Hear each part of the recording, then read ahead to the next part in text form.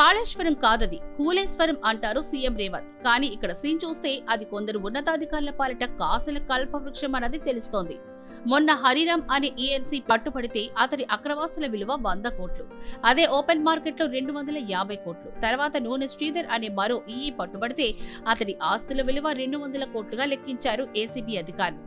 అయితే దీని market value 450 కోట్ల వరకు ఉన్నట్టు తెలుస్తోంది. తాజాగా మాజీ ఈఎన్సీ మురళీధర్ రావు అనే ఈ పెద్ద మనిషి అక్రమాస్తుల విలువ 200 కోట్లుగా లెక్కించారు. దీని ఓపెన్ మార్కెట్ వాల్యూ కూడా 450 నుంచి 500 కోట్ల వరకు ఉంటుందని సమాచారం. ఈ ముగ్గురి అక్రమాస్తుల విలువే 1000 కోట్ల పైమాట. ఈ ముగ్గురి అక్రమార్జన కథ ఒక్కొక్కరిది ఒక్కో ప్రత్యేక అవినీతి అధ్యాయంగా చెప్తారు. శ్రీధర్ తన అక్రమార్జన ద్వారా వచ్చిన డబ్బు ఏం చేయాలో అర్థం కాక కొడుకు పెళ్లి థాయిలాండ్ లో చేశారట.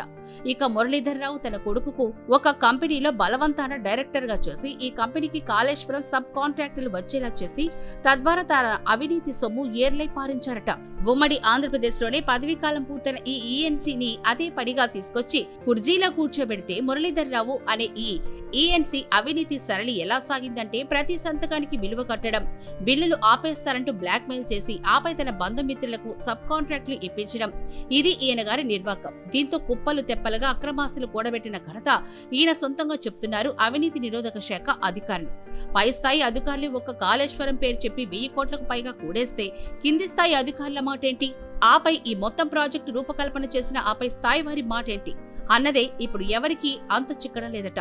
ఈ ప్రాజెక్టును 80,500 కోట్లతో మొదలుపెట్టగా దాని అంచనా వ్యయాలను అంచెలంచెలుగా పెంచి 1,30,000 కోట్లకు చేర్చారట.